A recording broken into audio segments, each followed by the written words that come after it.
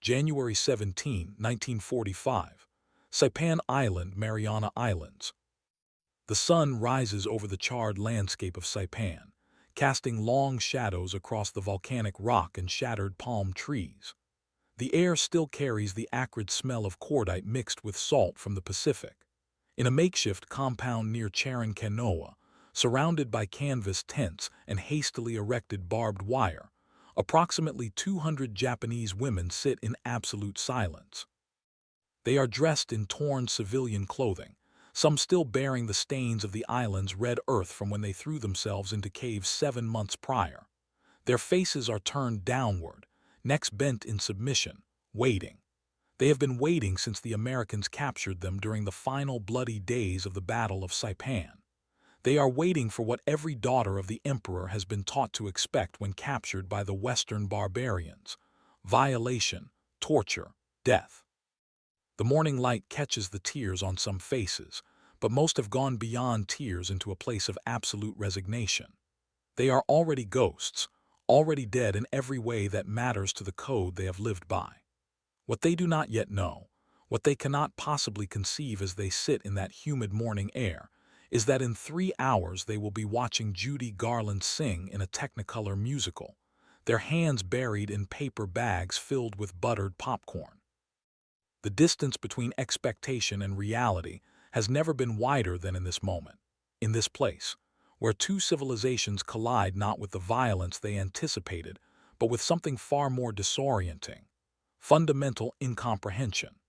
These women represent a fraction of the approximately 17,000 Japanese POWs taken during the Pacific War, a number that itself represents less than 3% of the enemy combatants engaged. The Imperial Japanese Army had built its entire martial philosophy on a single premise: death before dishonor. Capture was not merely defeat, it was spiritual annihilation. Field Service Code Article 8, issued by War Minister Hideki Tojo in January 1941, stated explicitly that no Japanese soldier should suffer the shame of being taken alive. For women associated with military operations, whether as nurses, comfort women, or civilian support staff, the expectation was even more absolute. They had been told in 1,000 different ways, through military indoctrination, through cultural narrative, through the whispered warnings of mothers and grandmothers, exactly what American soldiers would do to captured Japanese women.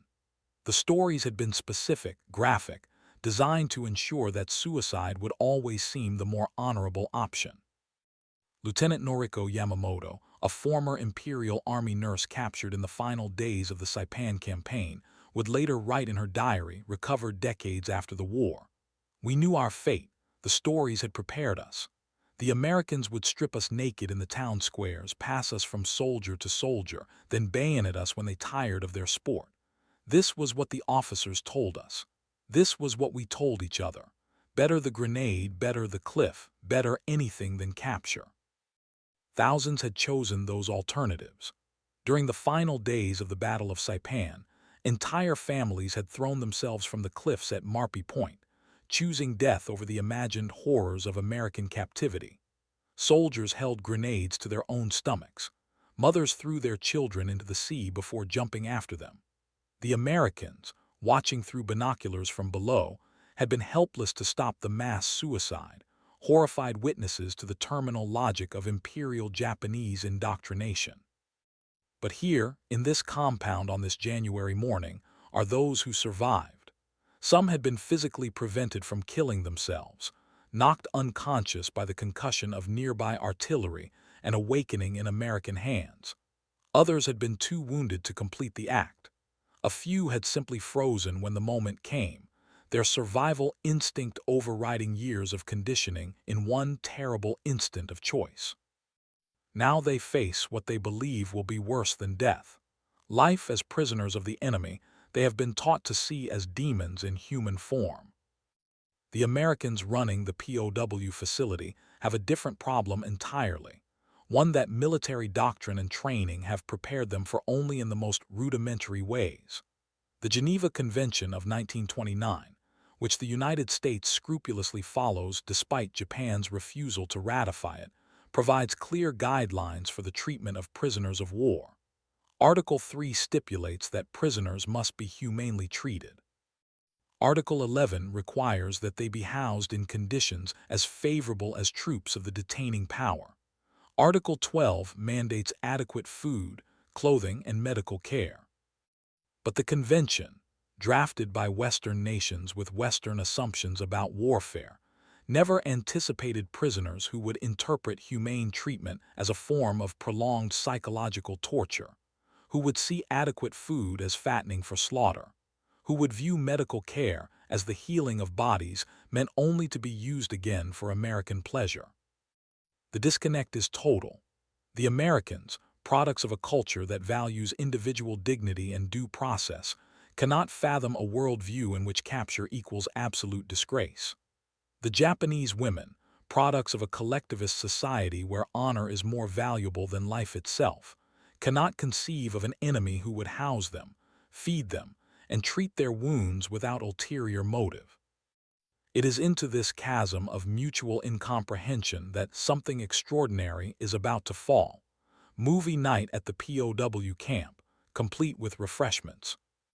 The idea had originated not from any sophisticated psychological operation strategy, but from a simple administrative problem. The camp's commanding officer, Colonel James Weatherby, a former high school principal from Iowa now in charge of several thousand Japanese prisoners, had been dealing with an epidemic of suicide attempts. In the first week after the camp's establishment, 17 prisoners had tried to kill themselves. They used everything available: bed sheets twisted into nooses, sharpened mess kit utensils, even attempting to choke themselves with their own hands. The guards, young American soldiers barely out of their teens, were traumatized by having to keep 24-hour suicide watch, cutting down hanging bodies, wresting makeshift weapons from desperate hands. Weatherby's superiors in the Army brass wanted results, but the only model they had was the European theater, where German and Italian POWs generally adjusted to captivity with reasonable compliance.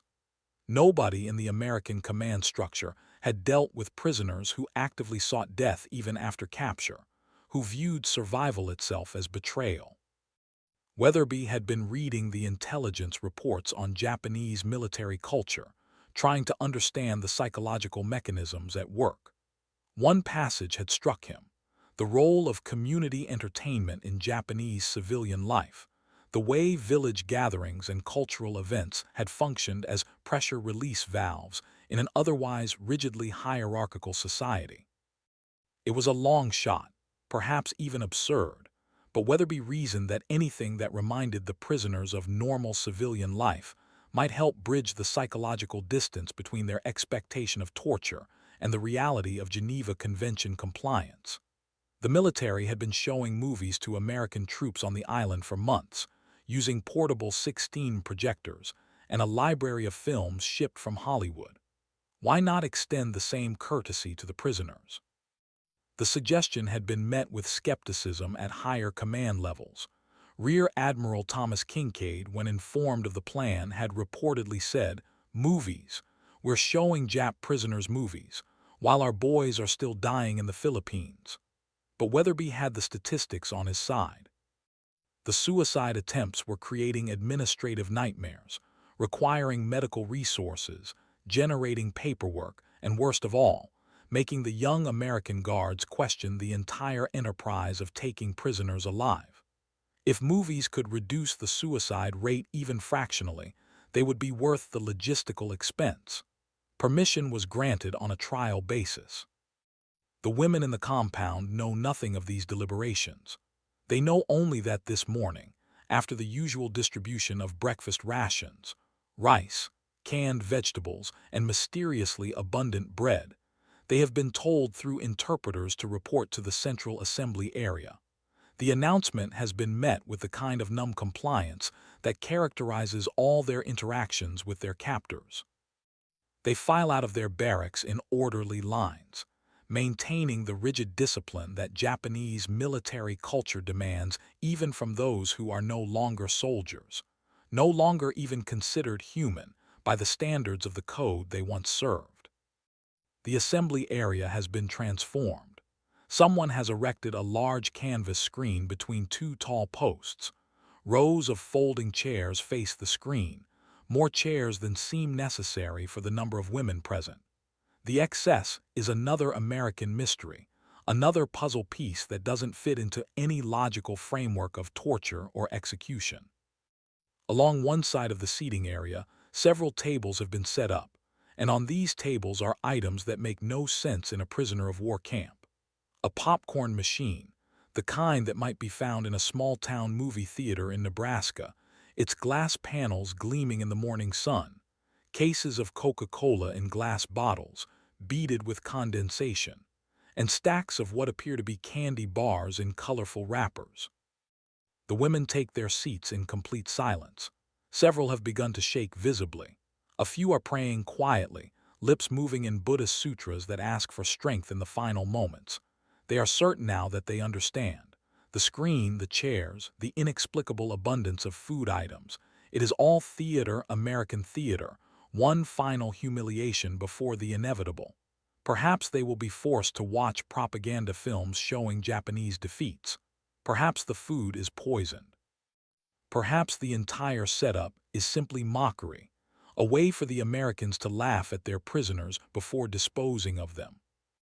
Lieutenant Yamamoto, seated in the third row, would later write, "I was calm.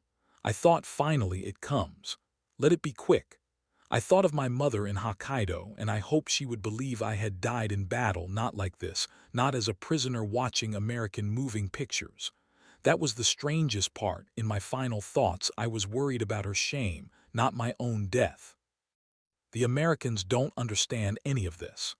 The young private tasked with operating the popcorn machine, a kid named Bobby Patterson from Virginia, had been excited to volunteer for the duty.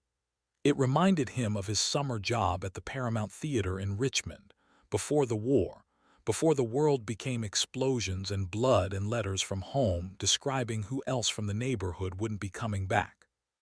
He pops batch after batch of corn, the familiar smell filling the air, and he scoops it into paper bags with the unself-conscious cheerfulness of someone performing a simple, good deed.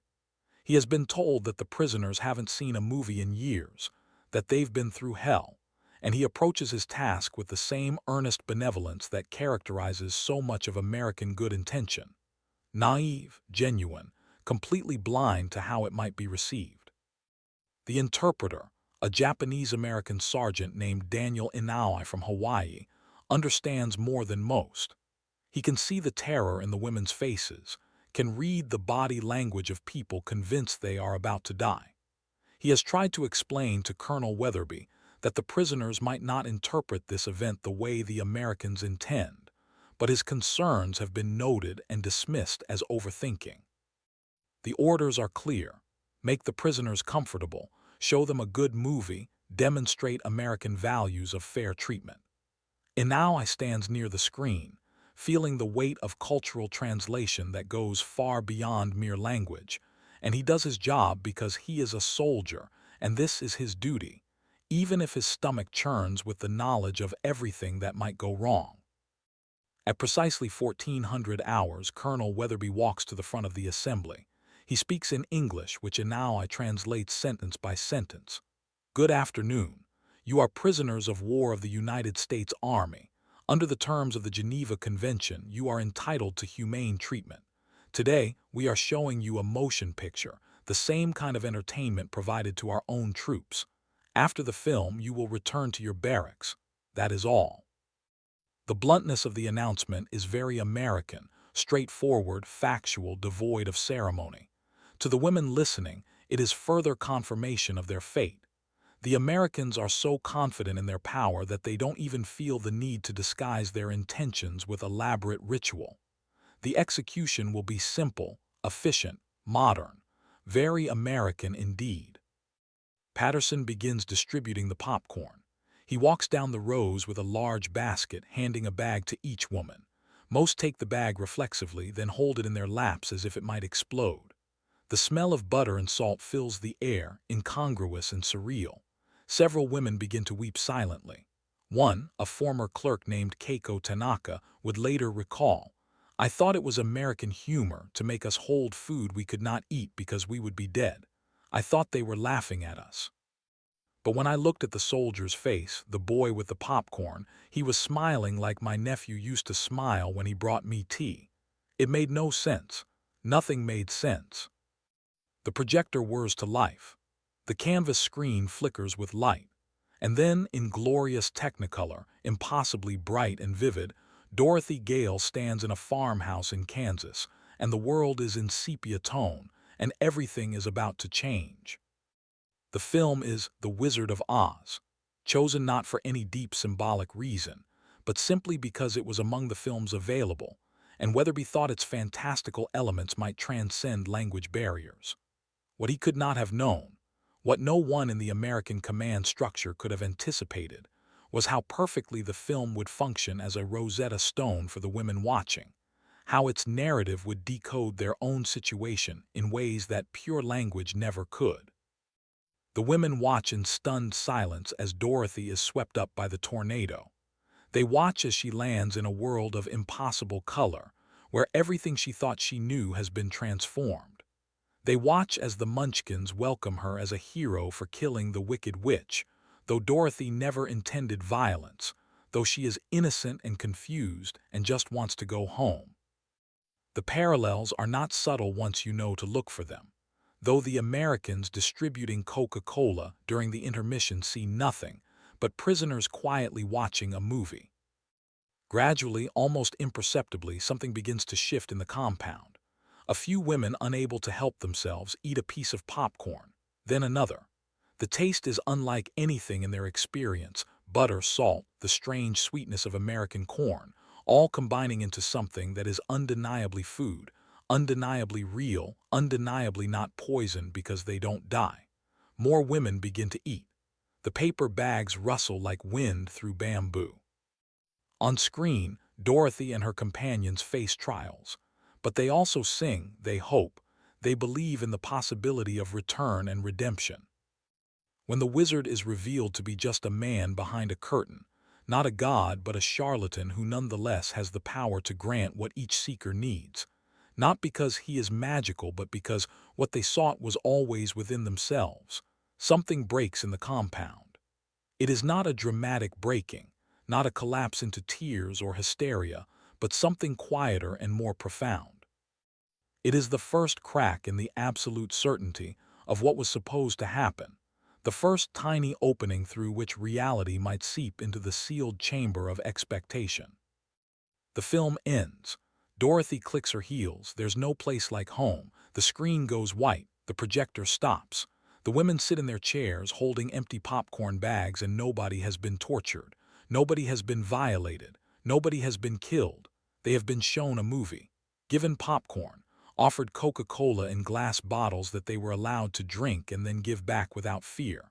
The cognitive dissonance is total and absolute. Lieutenant Yamamoto's diary entry for that evening reads, "I am alive. I ate American popcorn. I watched a story about a girl who wanted to go home. I don't understand anything. They gave us popcorn. Why did they give us popcorn?" The question hangs in the air of the compound that night like humidity before a storm. Why the popcorn? Why the movie? If not torture, then what? The women lie in their bunks, unable to sleep, reconstructing everything they thought they knew about the enemy. The propaganda had been clear. Americans were devils who would rape and kill. But devils don't pop corn. Devils don't show movies about going home.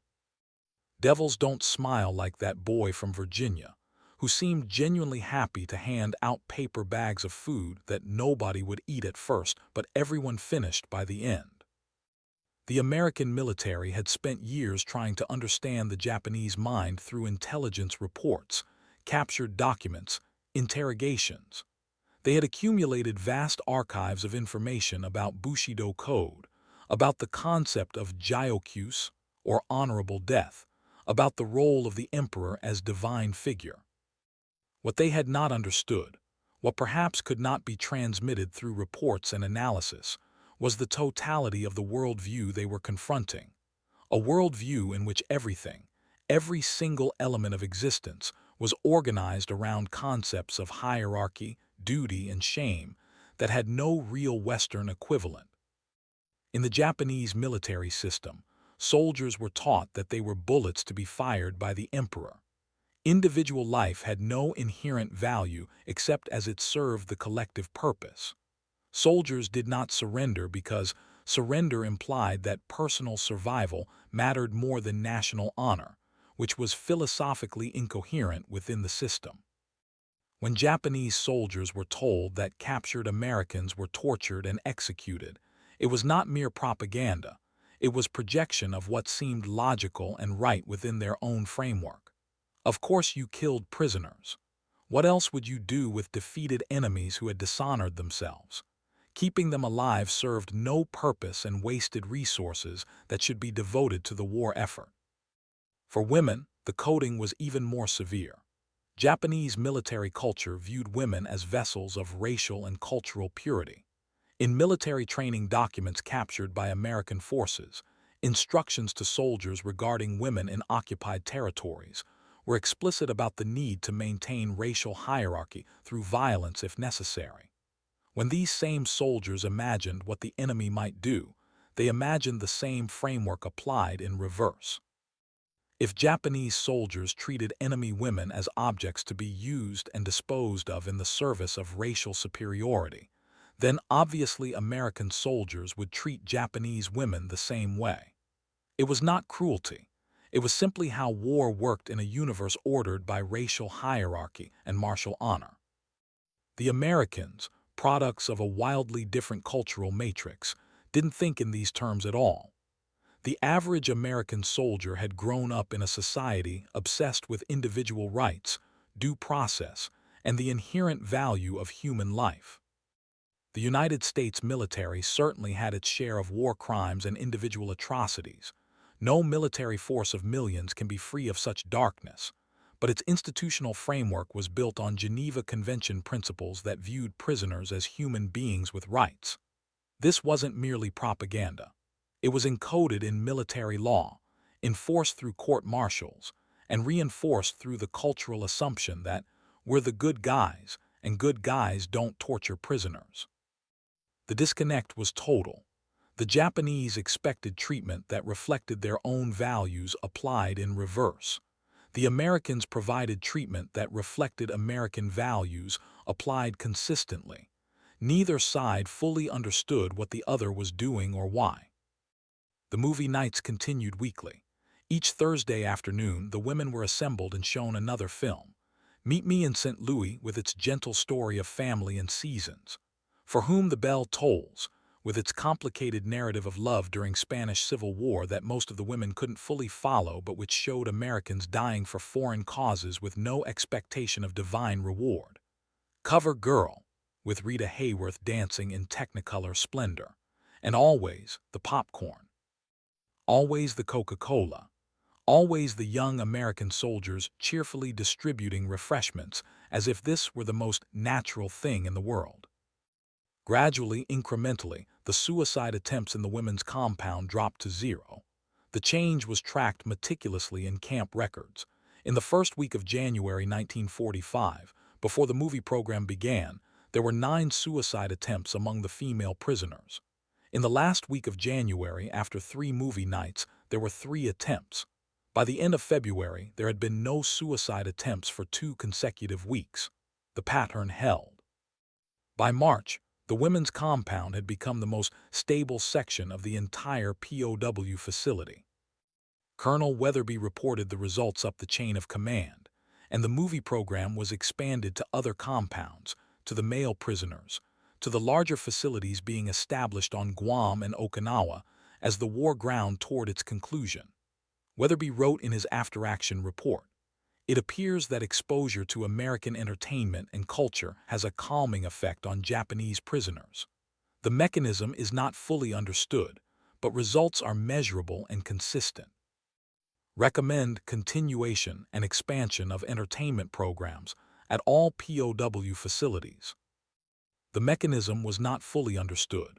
That was the American way: see a problem, try a solution, measure the results, expand what works without necessarily understanding the deeper causative factors. It was pragmatic, empirical, and profoundly at odds with Japanese approaches to knowledge and truth, which valued understanding the essential nature of things before acting. The Americans acted first and figured out the why later, if at all. But the women understood, even if they couldn't articulate it clearly even to themselves. The popcorn was the key. Not the movies, though the movies mattered. Not the Coca-Cola, though the Coca-Cola was a revelation of sweetness and plenty that seemed to symbolize everything excessive and wasteful about American culture. It was the popcorn that broke through, the popcorn that changed everything. Popcorn was a food that served no purpose. It provided minimal nutrition. It existed only for pleasure, for the sensory experience of salt and butter and crunch. In a nation that had been on strict rice rations for 2 years, where every calorie was calculated and controlled, where children were taught to count grains of rice and never waste a single kernel, popcorn was incomprehensible. It was food that existed only to make you happy, with no other justification. The Americans made it in vast quantities and gave it away for free to prisoners they had no obligation to beyond bare subsistence. The wastefulness of it, the sheer unnecessary abundance, communicated something that no amount of propaganda could have countered. The Americans had so much food that they could afford to waste it on making prisoners happy. They had so much of everything that they could build machines whose only purpose was to pop corn in large quantities for entertainment. They had such confidence in their own production capacity that they could ship movies and popcorn makers across thousands of miles of ocean to a tiny island in the Pacific, not for any strategic military purpose, but simply because they thought it might improve prisoner morale. This was not the behavior of an empire fighting for survival. This was not the desperate final effort of a nation whose back was against the wall. This was casual, thoughtless abundance, the kind of abundance that comes from a continent rich in resources and protected by 2 oceans, a nation that had been rationing butter but had never known real hunger, never faced the choice between feeding soldiers or civilians because there was always enough for both. Keiko Tanaka, the former clerk, would write decades later in her memoir published in Japan, "The popcorn saved my life, but not the way food usually saves lives. I was not starving. The Americans fed us adequately. But the popcorn was the first thing in my life that existed only to make me smile. In Japan, everything had a purpose, a place in the hierarchy. Food was fuel. Entertainment was education. Rest was preparation for work, but popcorn was just popcorn." It made me realize that maybe the Americans were not devils. Devils would not invent popcorn. The observation seems almost absurd in its simplicity, but it cuts to the core of the transformation happening in the camp. The entire Japanese war narrative had been built on the premise of spiritual superiority overcoming material disadvantage. Japanese soldiers were told they would win because their spirit was pure, their dedication absolute, their willingness to sacrifice total. American material abundance was framed as a weakness, a sign of spiritual corruption, a civilization that had traded honor for comfort and would crumble when faced with true warriors. But the popcorn complicated that narrative in ways that pure military defeat could not. Defeat could be explained. The Americans had more ships, more planes, more tanks. Numbers were numbers, but the popcorn suggested something deeper, that the Americans had so much, were so unconcerned with scarcity, that they could afford to be generous even to enemies. And generosity within the Japanese cultural framework created obligation. When someone gives you a gift, particularly someone of higher status, you are bound to them by a debt that can never fully be repaid. The Americans, by giving popcorn, had inadvertently triggered one of the deepest mechanisms of Japanese social cohesion. The women began to comply more readily with camp regulations, not out of fear but out of confused gratitude. They cleaned their barracks meticulously, not because they would be punished if they didn't, but because cleanliness was how you showed respect to those who had shown you consideration. They learned basic English phrases: thank you, please, good morning, because language learning was a way of acknowledging the humanity of your captors. The transformation was noted in camp reports as improved prisoner morale and reduced behavioral incidents. But what was really happening was the slow dissolution of the framework that had made death preferable to capture. By April 1945, the women's compound had evolved into something that would have been unrecognizable to the Japanese military command. Women gathered in small groups to discuss the movies they'd seen, debating the merits of different actors, analyzing plot points, speculating about American life based on what they'd observed on screen. They requested specific films. They asked for more popcorn, not because they were still hungry, but because popcorn had become associated with the movies, and the movies had become the event that structured their week, the thing they looked forward to in a life that had been reduced to survival and waiting. The American guards, particularly the younger ones, began to see the prisoners as people rather than the faceless enemy. Private Patterson, the popcorn machine operator, started learning Japanese words from Sergeant Inawa so he could greet the women in their own language. He learned Konbanwa for good evening and Iga for movie, and he would smile and say Konbanwa, Iga when the women filed in for movie night, and they would smile back tentatively, a transaction of basic human recognition that crossed the chasm of war and culture. There were limits, of course. The women were still prisoners. The barbed wire was still real. Armed guards still patrolled the perimeter. The war was still happening ferociously in the Philippines and Okinawa and eventually in the skis over Japan itself. But within the compound, something had shifted. The regime of terror that both sides expected, one side preparing to inflict it, the other side preparing to endure it, had been replaced by something stranger and more destabilizing: routine kindness backed by inexplicable abundance. The contrast between expectation and reality reached its peak in August 1945, when news filtered through the camp of Japan's surrender. The Emperor, the living god, had spoken on radio, an unprecedented act, and told his people to endure the unendurable and accept defeat. For the women in the compound, the announcement was catastrophic in ways the Americans could barely comprehend. The entire structure of meaning that had organized their lives had collapsed.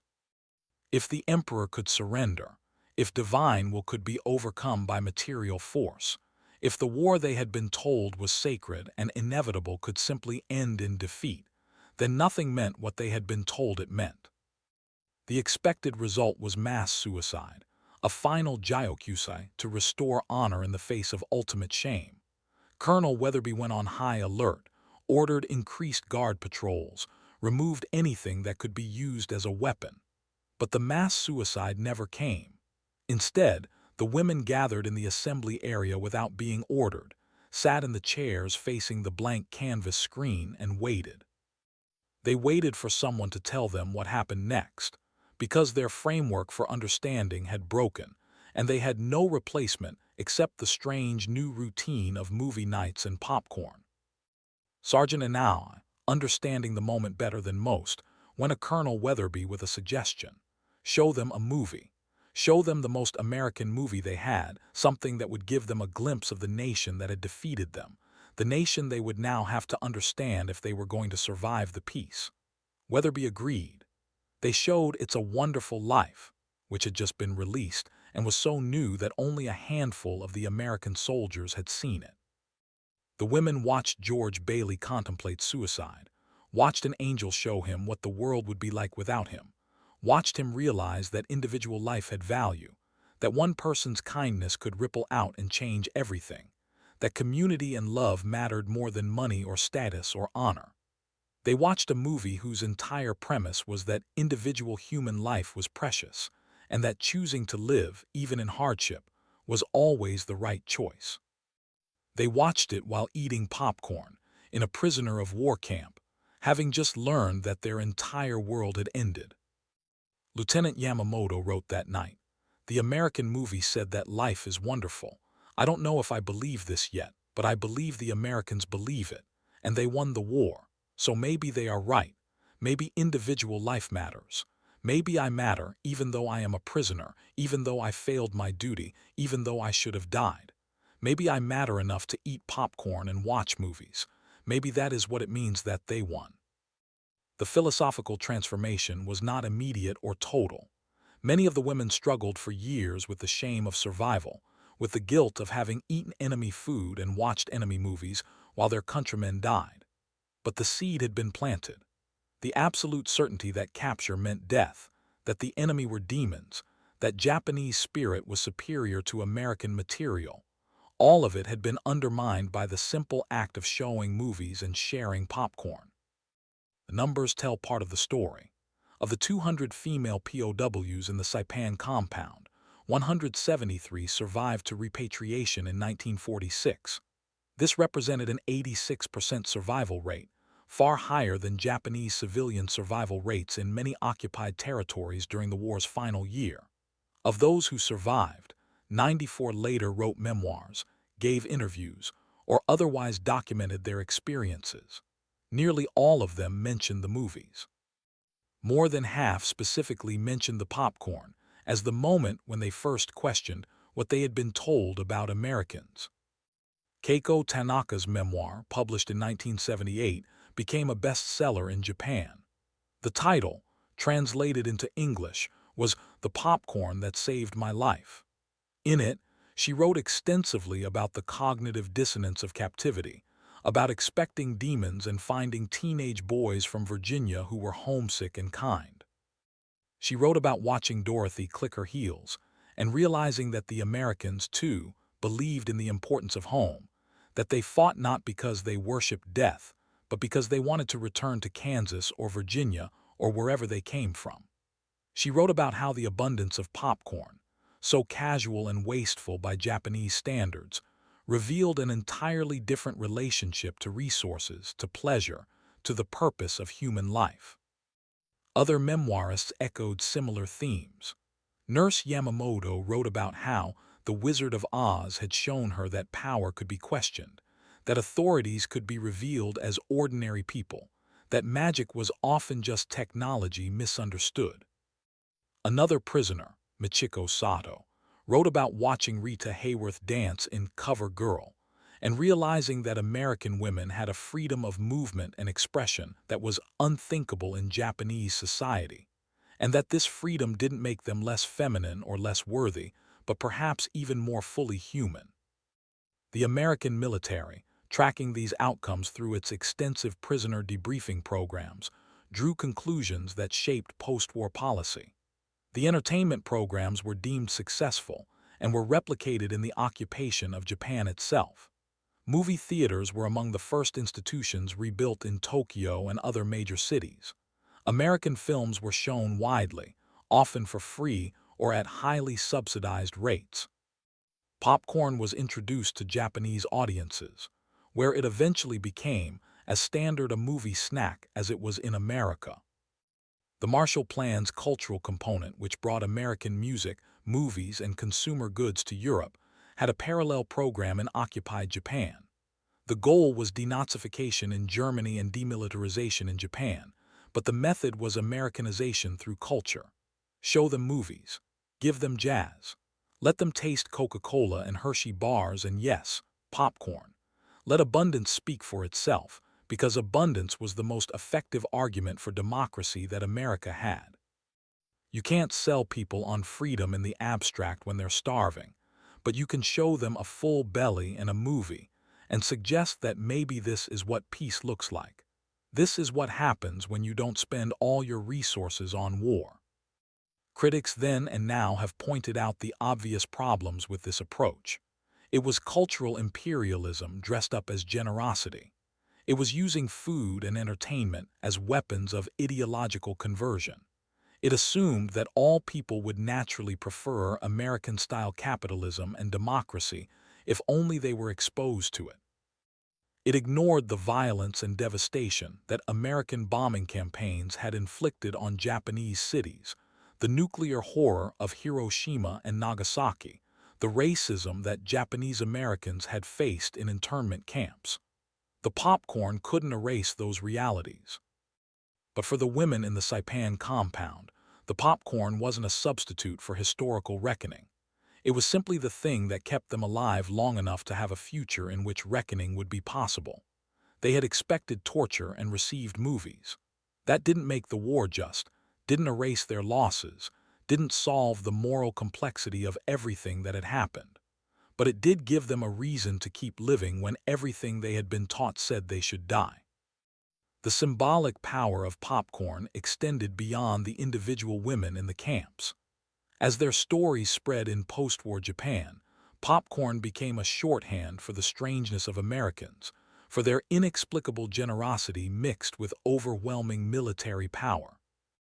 In Japanese popular culture of the 1950s and 60s, popcorn appears frequently as a symbol of American culture, frivolous, abundant, sweet and salty at the same time, impossible to take seriously but somehow irresistible. It showed up in manga, in films, in pop songs.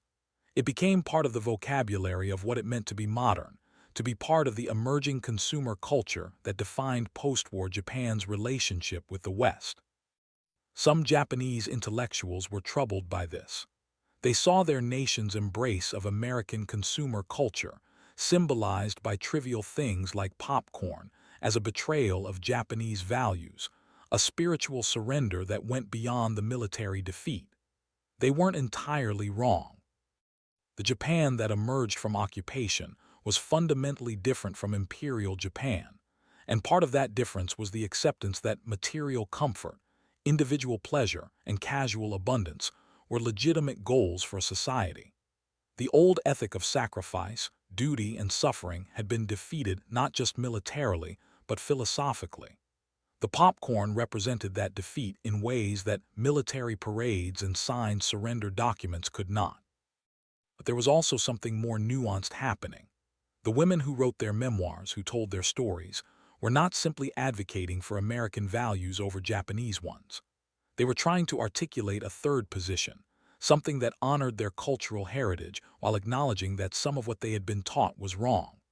They had been taught that death was preferable to dishonor, and the popcorn had shown them that living, even in circumstances of shame, created possibilities that death foreclosed. They had been taught that the enemy was subhuman, and the kindness of teenage American soldiers had shown them that humans were more complicated than propaganda allowed. They had been taught that material comfort was spiritual weakness, and the abundance that produced popcorn machines in prisoner of war camps had shown them that prosperity and power were connected in ways their militaristic society had denied. This wasn't conversion to Americanism so much as the painful expansion of worldview, the incorporation of new data that didn't fit old categories. The women remained Japanese in identity, in language, in cultural orientation. But they were Japanese people who had eaten popcorn and watched Judy Garland sing and lived when they were supposed to die. And that experience had changed them in ways that rippled out through families and communities in the decades after the war. The story of female Japanese POW,